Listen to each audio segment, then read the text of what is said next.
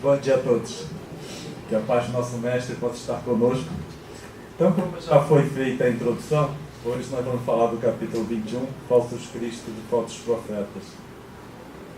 A vida de espírita não é fácil em vários sentidos, né? Primeiro, pela nossa própria necessidade de transformação pessoal. O segundo é que nós somos espíritos já de longa data. Então, nós trazemos várias experiências na matéria e ao longo desses vários anos, né, milhares de anos, nós fomos entrando em contato com várias doutrinas religiosas, filosóficas e de pensamento e etc, etc, etc. E não tem como, né, nós não trazermos em nós o manancial dessa informação com a qual vivenciamos.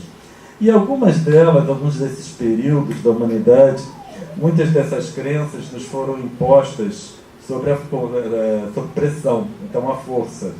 Então muitos que não coadunavam com aquele tipo de pensamento podiam ser até levados ao enforcamento, sendo queimados, sofrendo os maiores sofrimentos, ou padecendo os maiores sofrimentos.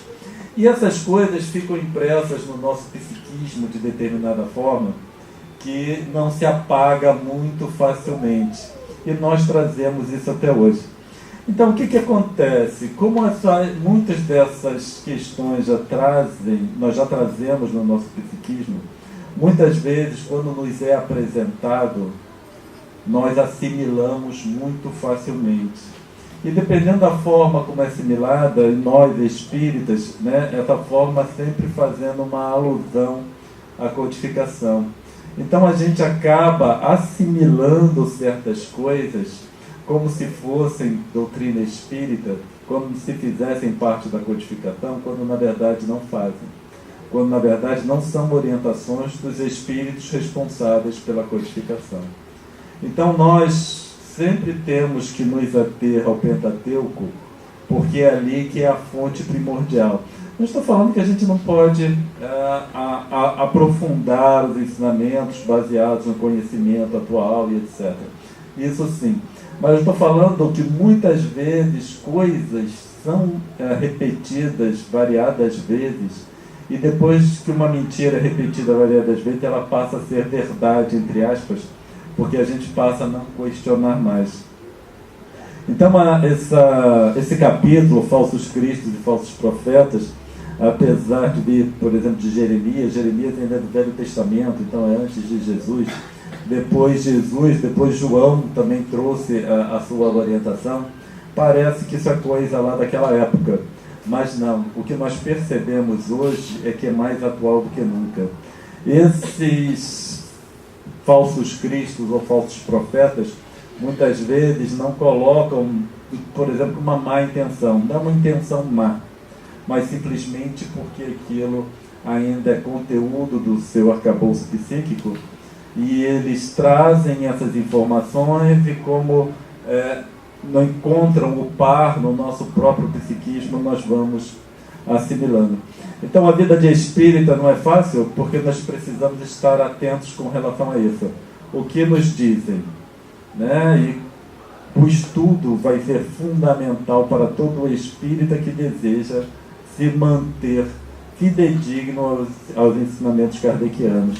E isso passa a ser fundamental.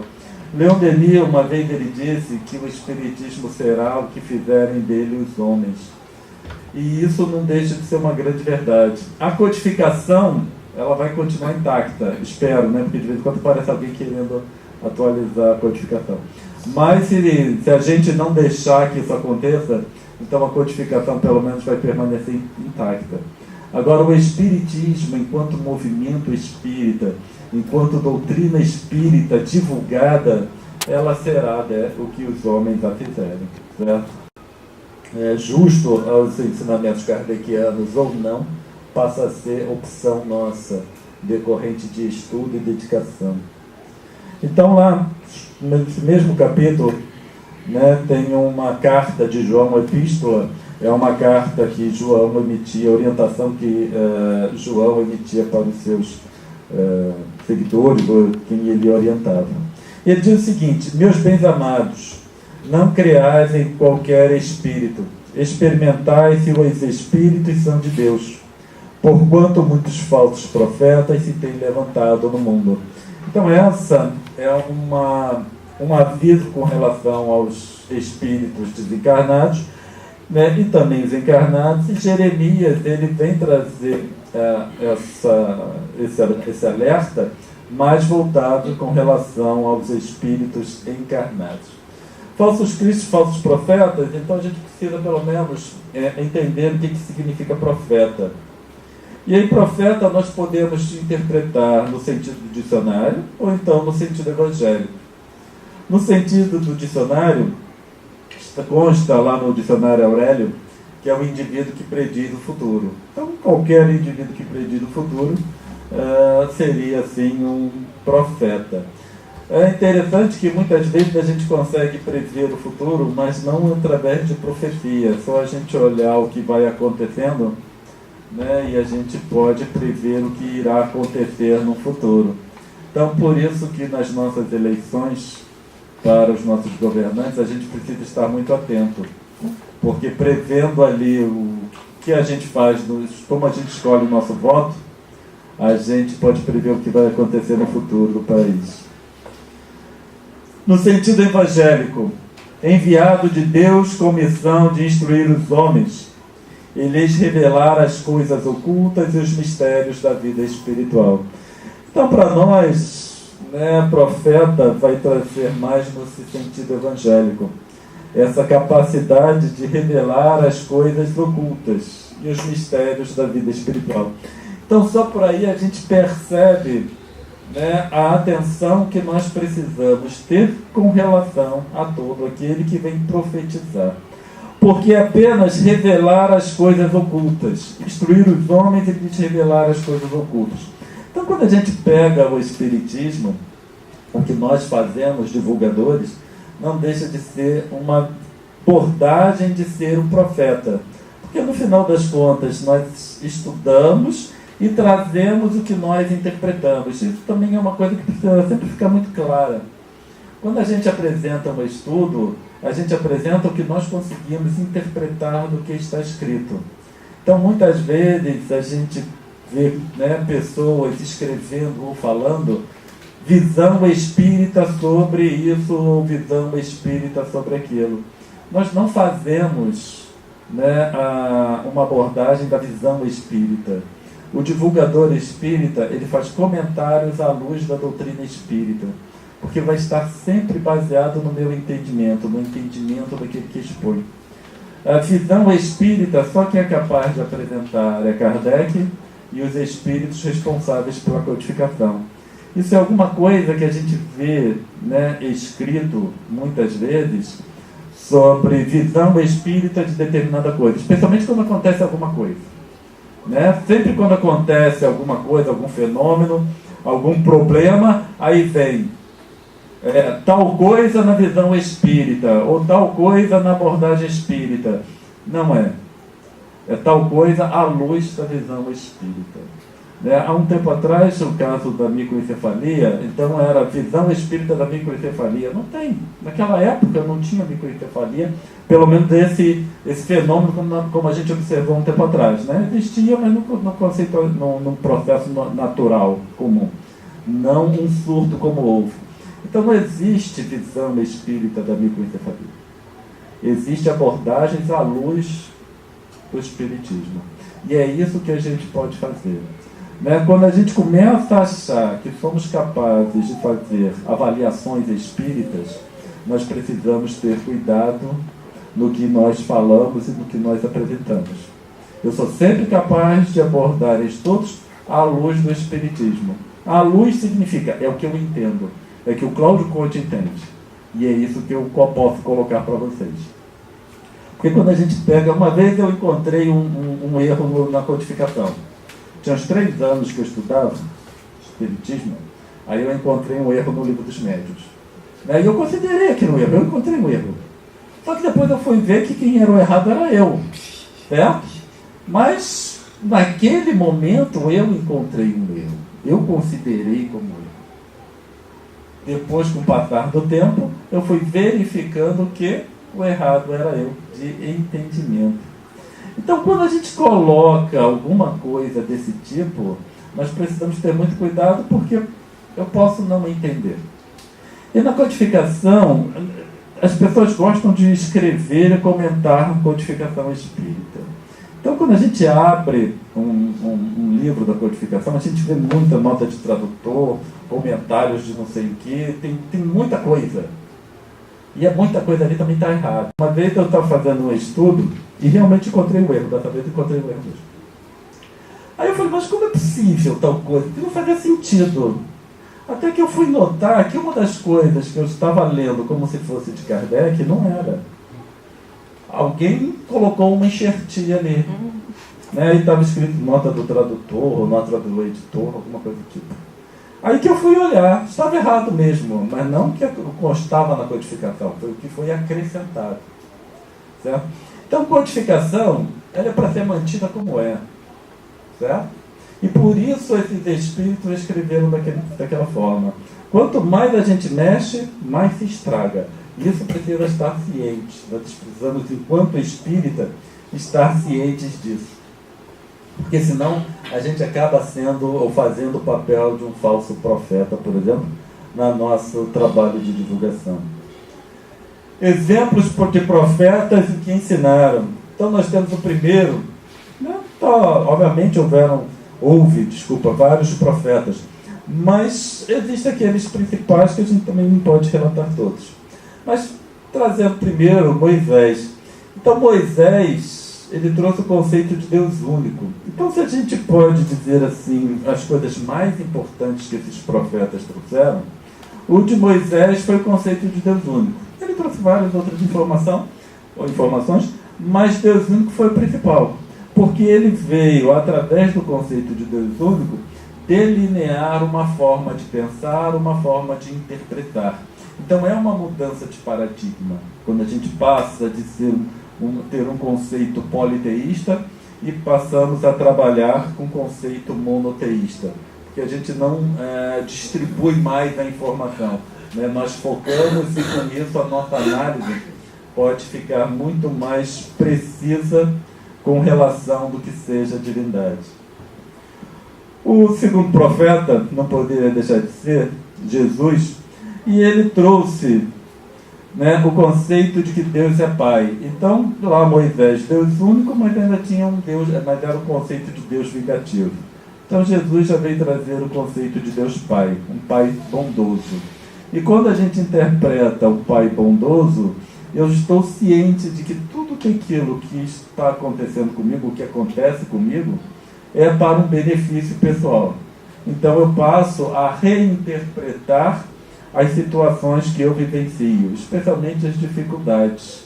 Passando a reinterpretar, eu vejo o que eu posso aprender. E uma coisa interessante, porque Jesus não se considerava bom. Então, quem é bom não se considera bom. Quem é caridoso não se considera caridoso. Isso a gente também precisa ter em mente. Tanto que numa das passagens, alguém chegou para Jesus e chamou de bom mestre. E ele falou, por que me chamas de bom? Bom é meu Pai. Então, bom é Deus. Quem é bom mesmo não se acha bom, né? Então a gente pensa que eu sou tão bom, sou tão carinhoso. Significa que eu sou muito orgulhoso. Ele veio trazer o conceito da imortalidade da alma. E também, principalmente, né, juntando com a imortalidade da alma, que já era um conceito, mas as penas e gozos futuros. Então nós já trazemos, né, com Jesus a questão da imortalidade da alma e a sequência do que acontece nessa imortalidade. Porque se a gente só traz a imortalidade da alma, né, cria uma certa tensão. Porque o que vai acontecer comigo depois? Para onde eu vou, né, depois da desencarnação? Então já traz as penas e os gozos, e principalmente, obviamente, as bem-aventuranças, porque a gente está muito interessado nas penas, a gente prefere os gozos. Então as bem-aventuranças, ele vem trazer para a gente, né, a consequência dos nossos atos, a situação que a gente está e o que pode acontecer depois. E ele vem nessas bem-aventuranças trabalhar exatamente isso. As dificuldades vão ser todas recompensadas, entre aspas, porque a gente passa a entender por que as dificuldades existem e por que precisamos vivenciá-las. E o terceiro profeta, a gente pode chamar o próprio Espiritismo. O Espiritismo passa a ser o profeta não como uma pessoa em si, mas como uma doutrina. Então, quando a gente vai no sentido evangélico, de profeta, em instruir e esclarecer os homens sobre aquilo que está oculto, então nós temos o Espiritismo. E ele traz informação, sobre muitas coisas ocultas e mistérios da vida espiritual. E felizmente para nós agora, esses mistérios já não são tão misteriosos assim, porque já existe uma explicação, já existe orientação sobre como esses mistérios, como essas situações ocorreram e como elas se formaram. Então, dentre os itens que o Espiritismo traz, obviamente também só selecionamos 3 no caso, porque senão nós íamos passar o tempo inteiro relatando coisas que o Espiritismo veio esclarecer, mas ele veio falar sobre o mundo invisível. E aí ele desfaz a ideia de céu e inferno. Então não existe mais céu e inferno como locais onde nós vamos depois da morte ou depois da desencarnação. Especialmente porque o conceito de inferno era muito ruim, porque o inferno é o lugar que o indivíduo vai e lá fica. Então, só aí já cria uma tensão. Porque bonzinho, a gente sabe que a gente não é, Então, no mínimo ia ter um período ali no purgatório. Muitos assim, a gente, se analisar direitinho, a nosso destino seria mesmo o inferno, e ficar ali por toda a eternidade.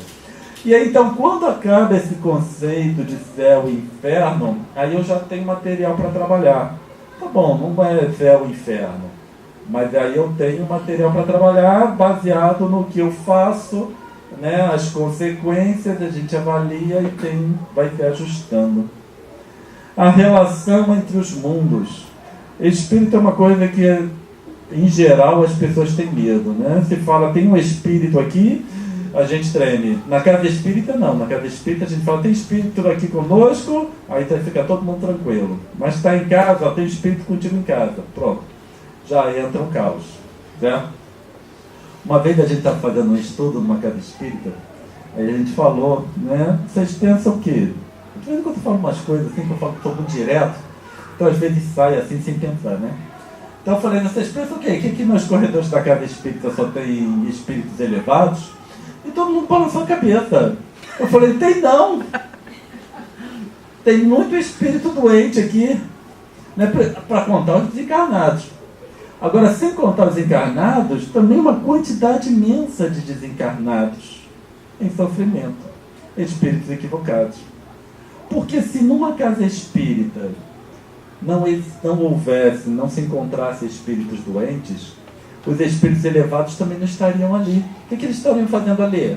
Conversando, jogando pôquer, jogando carta, dominó? O que esse pessoal ia fazer? Eles não estão aonde não tem trabalho. Nós procuramos o lugar onde tem menos coisa para fazer, A gente procura coisas para não fazer. Eles não, eles ao contrário, eles procuram coisas a fazer. Então, nas casas espíritas, a gente só encontra os elevados porque existem os doentes. Senão os elevados não estariam ali. Certo? Então, por isso que, inclusive, nas casas espíritas, nós precisamos controlar o nosso padrão elevado. Porque a gente pensa, não, se a casa espírita diz, ou se estou na casa espírita, só pode ser proveniente de um espírito elevado. Isso não é verdade. Mesmo para os médiuns. Certo? Uma vez, num estudo com os nossos mentores, nós tínhamos um grupo de estudos que a gente estudava com os mentores. Então, os próprios mentores se manifestavam e faziam suas palestras, seus estudos, respondiam as perguntas, etc.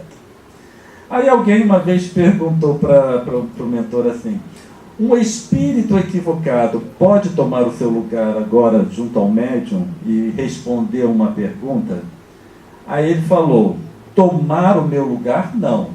Porque um espírito equivocado não vai me expulsar da onde eu estou para tomar o meu lugar. Mas quando eu sair, né, quando eu me deslocar da posição aqui do médium, aí um espírito equivocado pode sim se comunicar, se o médium assim o permitir. Aí ele perguntou, e o que vocês vão fazer nesse caso? Se isso acontecer, o que vocês fazem? A gente fica ali em pé olhando. Foi essa a resposta dele. Por quê? Porque cabe a nós interpretar a informação.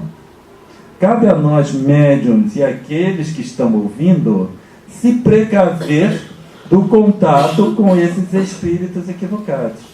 E também interpretar tudo aquilo que chega até nós. Porque senão fica muito fácil para os espíritos equivocados. Vamos dizer que eu vou dar uma comunicação aqui para vocês, mediúnica. Vem o espírito e fala, eu sou um espírito elevado. Pronto, todo mundo vai aceitar. E aí eu falo, quer dizer, o espírito vai falar o que quiser. E a gente não pode aceitar só por causa disso. A gente não pode aceitar o que está sendo dito apenas porque eu aqui, estou como médium incorporado, estou falando que é uma mensagem de Erasto. Então vamos dar uma mensagem de Erasto, que é um espírito importante da codificação. A gente não pode acreditar assim, pura e simplesmente, que é de Erasto. Nós vamos interpretar. Certo? E aí a gente já conhecendo todo o trabalho, toda a trajetória de Erasto, a gente consegue dizer se realmente era Erasto ou não. Quando a gente pega, né, um exemplo como Joana de Ângeles, por exemplo, o André Luiz, eles têm várias obras escritas. Então é fácil, entre aspas, a gente conseguir identificar se uma mensagem é realmente de Joana ou de André Luiz. Porque se seguir o padrão, o perfil do trabalho que eles realizam, é mais certo que seja realmente de Joana ou de André Luiz. Quando é um espírito assim desconhecido, aí fica mais complicado avaliar o conteúdo. Então não importa, mesmo que o médium diga, ou o espírito diga através do médium, seja Erasto, Joana de Ângeles, André Luiz, quem for, a gente precisa avaliar a mensagem, certo? No contato com o espírito direto, o questionamento sempre é válido. Porque a gente vai perguntando ao espírito, que a gente está em dúvida. Se o espírito se aborrecer, é porque não era mentor. Porque o mentor em si, ele sabe que é o dever de quem está ouvindo perguntar para ter certeza realmente de quem está trabalhando. Então nós já tivemos experiências desse tipo no contato com espíritos, né? Orientando médios, etc. Então uma vez se comunicou um espírito que estava se passando por mentor. Aí eu estava achando aquilo meio estranho. Aí a gente foi perguntando, fazendo pergunta, daqui a pouco ele se irrita. E aí ele mostra a cara realmente que é. Uma outra vez, eu também estava desconfiado com uma outra médium, e aí comecei a perguntar. Fazer perguntas, né? A gente vai perguntando assim, e aquele espírito se manteve tranquilo do início ao final de todo o meu questionamento, ia respondendo com tranquilidade, respondendo de forma acertada. Aí a gente verificou no final que realmente se tratava de um espírito bom. Então, os cuidados são fundamentais, certo? E quando a gente tem a oportunidade de conversar com o espírito que traz a orientação, aí nós podemos ficar mais tranquilos com relação à informação. Porque às vezes é muito comum em casas espíritas virem orientações de mentor. Tá bom, mas como isso foi obtido? Né? Eu posso perguntar, eu tenho dúvidas com relação a isso. Não, mentor não se questiona, mentor se questiona. Isso é fundamental quando a gente trabalha com mentor, e a gente verifica que eles gostam disso. Eles respondem com satisfação quando eles nos veem atentos para a informação que é trazida. Então, mentor a gente questiona? Questiona. Pode duvidar? Pode. Certo? Porque se duvidar e ele não se molestar, se questionar, ele responder adequadamente, aí já é um bom indício da identificação com quem nós estamos trabalhando, com quem nós estamos dando atenção. Nascimento e morte, progressão da alma. E aí nós temos os verdadeiros e os falsos profetas. A gente fez uma comparação entre verdadeiros profetas e falsos profetas. Um verdadeiro profeta vai se caracterizar por condução adequada do ensinamento. Ele sabe expor. Ele sabe apresentar. O problema é que o falso profeta também faz uma condução adequada do ensinamento. Ele também sabe expor. Ele também sabe apresentar. Certo? Então, só pela postura, pelas palavras, não significa nada. Capacidade de transmitir. O verdadeiro profeta tem uma boa capacidade de transmitir. Porque, afinal de contas, ele precisa convencer. Só que os falsos profetas também têm uma boa capacidade de transmitir. Por isso, ele convence. Certo? Então, condução adequada do ensinamento, os dois sabem fazer. Capacidade de transmitir, os dois sabem fazer. Só o que muda é lá embaixo, o código moral elevado. Um tem o código moral elevado, então o ensinamento é adequado. O outro não tem o código moral elevado, então o ensinamento não necessariamente o será adequado. Certo? Se a gente for falar em falsos profetas, certamente não será adequado o ensinamento. É ensinamento? É, mas é um ensinamento errado, equivocado. Só que, quando a gente percebe, vem como um ensinamento elevado. Certo? Mas a gente, né, político é bom nisso. Você vê que eles sabem falar, tem capacidade de transmitir. A gente pode até nem falar dos nossos políticos, né, porque tem uns que, né, nem conseguir se expressar direito, eles sabem. Mas quando a gente vai falar de políticos em geral, eles têm uma condução bastante adequada do que eles querem e uma capacidade de transmitir. Marqueteiro, aqueles marqueteiros que fazem, eles têm isso aqui, ó. Eles sabem conduzir adequadamente, eles têm uma capacidade de transmitir. Só que eles estudam para nos enganar, para nos convencer, melhor dizendo. Eles são convincentes. E marqueteiros, tanto de políticos quanto esse pessoal que trabalha para propaganda e marketing, também é a mesma coisa. Certo? Não estou falando que todos trabalham de forma ruim, não é isso que eu estou falando. Mas eles estudam para nos convencer de algo, seja comprar um produto ou seja para votar nesse ou naquele candidato. Então a nossa mente, ela é bastante interessante na forma como ela funciona, porque nós temos certas tendências, certo? Então quando alguém quer nos convencer de alguma coisa, eles seguem uma tendência natural da maior parte da população, obviamente, porque eles, né, não conseguem, obviamente, convencer a todos. Mas eles estudam as tendências do nosso padrão mental. Aquilo que a gente é mais suscetível a aceitar. E se a gente for olhar bem, essas propagandas, elas massificam um determinado slogan, porque aquilo vai entrando na nossa mente, nós assimilamos essas informações muito fáceis, certo? E aí a gente acaba assimilando aquilo, e passa a agir daquela forma. Aquela questão, não, isso aqui é bom, mas não é uma Brastemp, naturalmente a gente assimila que Brastemp é bom, porque a gente vai aquilo massificando. Então você passa parte da premissa de que a Brastemp é a melhor. Não vou nem entrar na questão se é ou se não é. A questão é que a gente passa a repetir e a gente passa a usar isso no nosso dia a dia. Não, isso aqui não é uma Brastemp, né? Meu estudo não está uma Brastemp, mas vai. Então a gente, repetindo, a gente assimila. Então muitas vezes nós vemos esse pessoal colocando de uma forma convincente. Mas o conteúdo a gente precisa estar atento. Então parece que quando a gente fala assim de mentor e não, parece que é muito confuso, muito difícil, mas não é. É a mesma coisa que a gente tem que fazer com o encarnado. Quando a gente está diante de uma informação, nós precisamos avaliar, seja encarnado ou não. Essa informação é adequada ou não? E não partir da premissa que determinada pessoa só fala coisa boa. Todos nós cometemos erros. Por que há falsos profetas?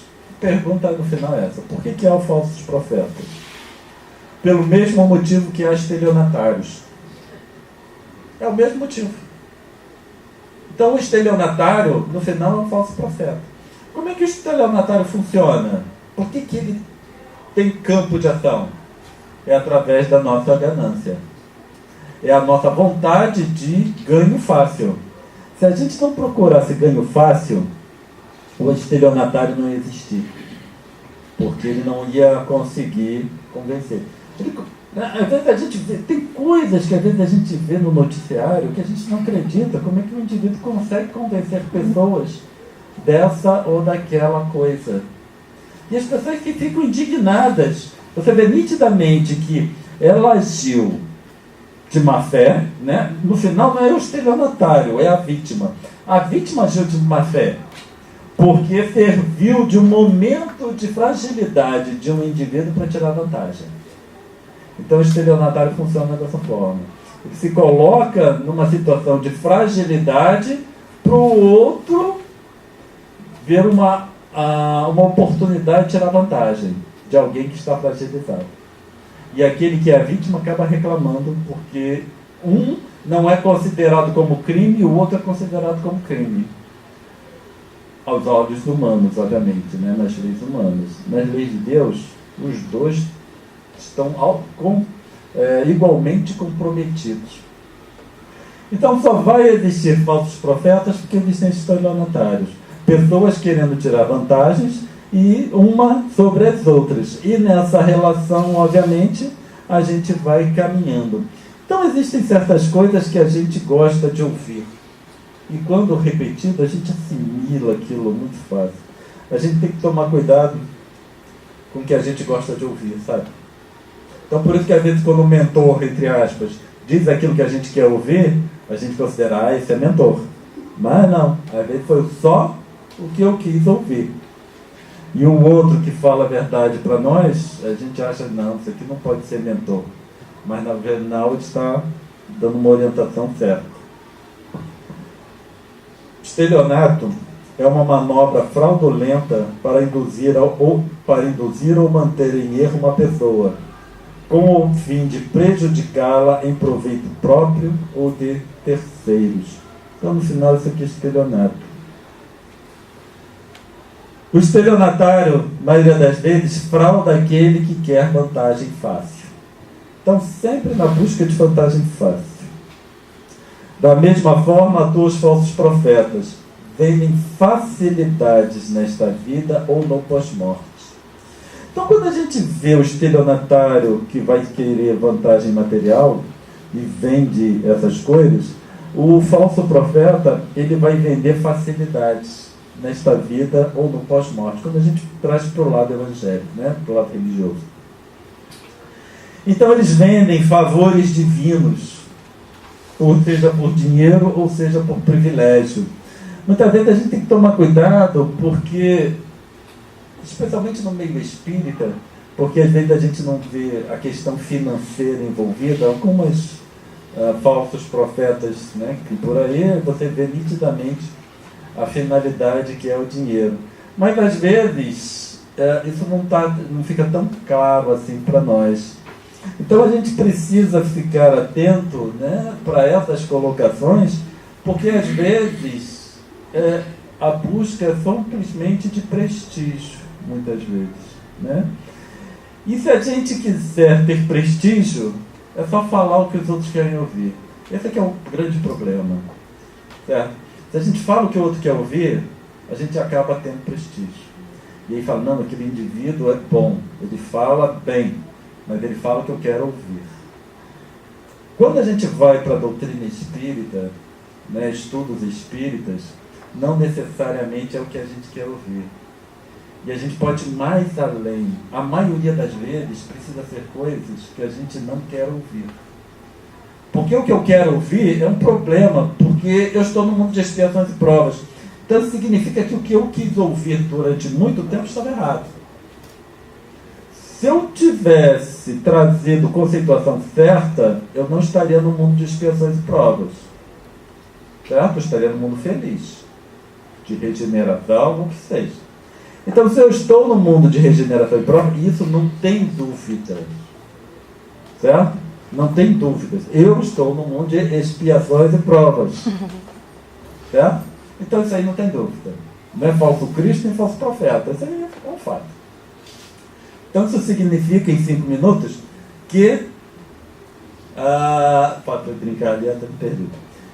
Que o que eu quis ouvir durante tanto tempo não estava tão certo assim. Então é melhor eu procurar aquilo que eu não quero ouvir. Casas espíritas, é bom falar da gente. Eu gosto muito de falar dos outros. Eu gosto de falar de nós. Porque esse é meu problema. Né? Eu, enquanto integrante do movimento espírita, eu preciso tomar cuidado tanto no nosso trabalho pessoal de divulgação, quanto naquilo que a gente quer ouvir também. Muito cuidado nas próprias casas espíritas. Devemos ter cuidado para não buscar prestígio. Nós vemos muitas vezes embates e disputas nas casas espíritas na busca de prestígio. Muitas palestras onde o divulgador propagandeia seu tipo de trabalho profissional. Isso é altamente pernicioso e negativo. A gente percebe, infelizmente, a gente já teve a oportunidade de ver, né, vendas de trabalho em palestras públicas. E inclusive com coisas que são contrárias à própria doutrina espírita, ao próprio que o espiritismo funciona. Mas por quê? Porque traz coisas que nós queremos. A gente sempre tem que tomar cuidado com isso. Né? Coisas que a gente quer ouvir, facilidades. Então, essas vendas de facilidades, a gente precisa tomar cuidado, porque não é. Então, tudo aquilo que nos é apresentado como a solução dos nossos problemas, tinha aquele programa Cacete Planeta, que tinha lá os Tabajara, né? Seus problemas acabaram. Então, quando a gente começa aqui, seus problemas acabaram, chegou o Espiritismo para esclarecer tudo. Não. O Espiritismo veio para esclarecer tudo. É aí que nosso problema começa. Porque a gente precisa começar a resolver as nossas dificuldades. E se a gente oferece atalhos, a gente precisa ficar atento. Né? Os atalhos nunca funcionam muito bem. Conteúdos devem ter significado e não beleza. As palavras, elas enganam muito, porque a gente começa a prestar atenção na forma como é apresentado e não o conteúdo em si. Conteúdo sempre tem que estar alinhado com a codificação espírita, certo? Porque pelo menos eu diminuo ao máximo as minhas próprias falhas. A partir do momento que a gente vaga, então a coisa pode tomar proporções assim fora do controle. Se a gente se atém à codificação, se tudo aquilo está alinhado com a codificação, as chances de passar entendimento equivocado diminuem. Eu nunca estou querendo dizer com isso que a gente não passa entendimento equivocado. Passamos. Todo divulgador espírita passa informação equivocada. Certo? Por quê? É baseado no que a gente entende. Se eu já soubesse entender a codificação toda, eu também não estaria aqui. Já estaria em outro mundo e não estaria aqui falando para vocês. Então, se eu estou no mundo de expiações e provas, é porque eu não tenho um entendimento completo daquilo que consta na codificação espírita. Às vezes eu acho interessante, a gente ouve pessoas falando assim, não, porque fulano, porque Beltrano não tem o evangelho. É engraçado, quando eu falo isso, quando eu ouço alguém falar isso, né, e se eu falo, por exemplo, vocês ainda não têm o evangelho, significa que eu tenho.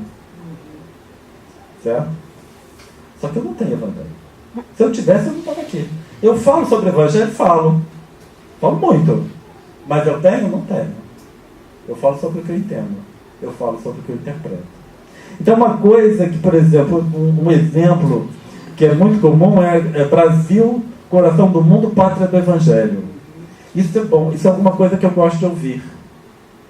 Porque significa que nós estamos aqui para divulgar o Espiritismo. Essa é a interpretação, ou divulgar o Evangelho. Quando a gente fala pátria do Evangelho, é para nós estudarmos o Evangelho. Certo? Se a gente tomar como o brasileiro precisa estudar o Evangelho, tá ótimo, mas a gente interpreta como? A gente precisa divulgar o Evangelho. Então significa eu já sei, certo? Vocês já sabem, e o nosso trabalho é divulgar. Tá, quando a gente souber. Então a gente vai apresentando estudos. Nós precisamos estudar. Coração do mundo, pátria do Evangelho. Então significa que dessa vez, nesse momento, cabe ao Brasil estudar o Evangelho. Se a gente vai nesse trabalho divulgando, ótimo. Mas primeiro a gente tem que estudar. Evangelho. Todos no mundo de expiações e provas. Se não está aqui por missão, tem aquele missionário que eu não vou discutir. Mas se não é missionário, ninguém tem evangelho. Espíritos ligados a um mundo igual ao nosso, não tem evangelho. Nós estamos aqui para estudar o evangelho. Quem dera se eu já tivesse evangelho.